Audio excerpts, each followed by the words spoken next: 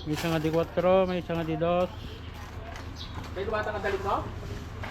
Gumata ka dalig? Interior to. Kan kaman kaya. Katamata elbow na. Madi aji pita na tanti ala katam.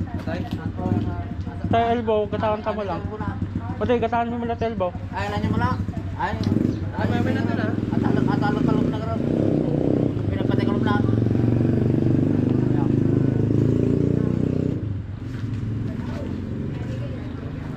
Tayo elbow na lataan tang mga kita sa baling elbow dyan. Wah. May isang di 2. Duwa nga elbow. May isang elbow nga di 4. Bamon saan ka na, apura kami. Bamon taga apura kami. Mala kami sabi nga di 2. May isang nga di 4. Sa may isang nga pitrap. Pitrap di 4.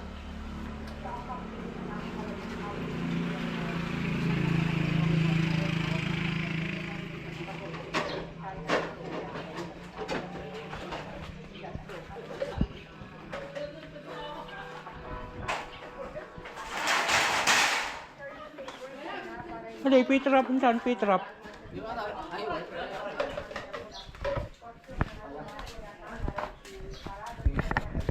Nakasting lang. Mali, di 2 lang. Elbow.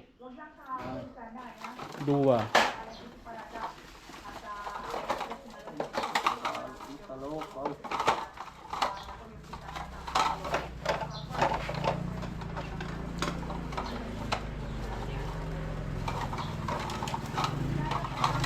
Sa atin na minsan.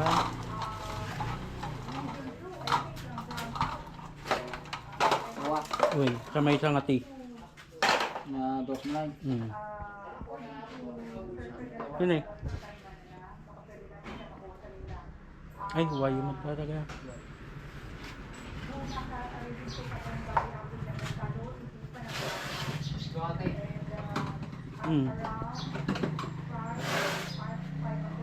May isa lang ati. May isa lang. Awanay.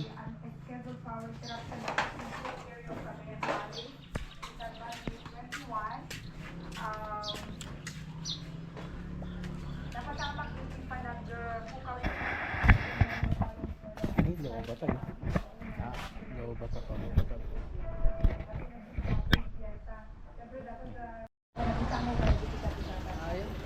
Yun mga idol, so bumili lang tayo ng additional materials para dun sa project ano, para mabuhusan na namin yung CR.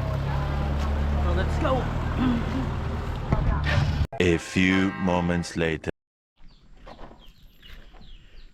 Okay mga idol, so i-update na lang natin muna yung nangyari dito ano, sa kabilang project. So tapos na itong beam dito, yung naiwan kapon. At sisimula na rin pong palitadaan dito sa pinakapasamano niya. Smooth finish din po yan. Then dito sa loob, konti lang naman yung pagbabago dito mga idol. Yan, so naasintadahan na po ito. And then bukas papalagay na rin natin itong plastic door ng CR ano po. Then naibang na natin yung mga para sa bowl. Then dun sa pinaka ano niya, floor drain.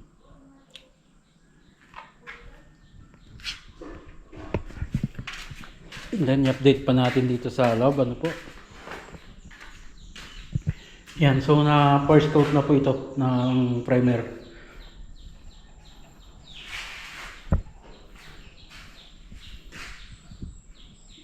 Yung master's bedroom. Dito naman po sa ano, sa room ng mga bata, mga idol. Simulan na natin itong pinakahagdanan niya ng loft. Yan o. So hindi ko pa tinispan itong isa, mga idol. May electrical pa dahil yung ano dyan, papadaan. So dadalhin namin dito yung yung outlet. Then dito mga idol, nagkaroon ng pull out dito. Dalawang pull out.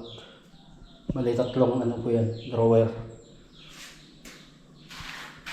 Pero buo na ito. Yan pong susubaybayan nyo sa mga susunod nating vlog ano po. Then lalagyan na rin po natin siguro ito ng side. At dyan sa taas bukas.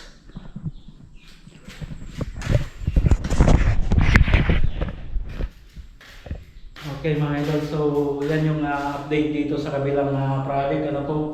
At thank you so much sa lahat po ng ating mga subscriber at sa lahat po ng nanonood ng ating mga vlog ano po. Thank you so much po sa inyong lahat. Tumataas yung engagement at tumataas yung views natin sa YouTube. Thank you so much po ulit sa inyong lahat. God bless po sa ating lahat at lagi po tayong mag-ingat.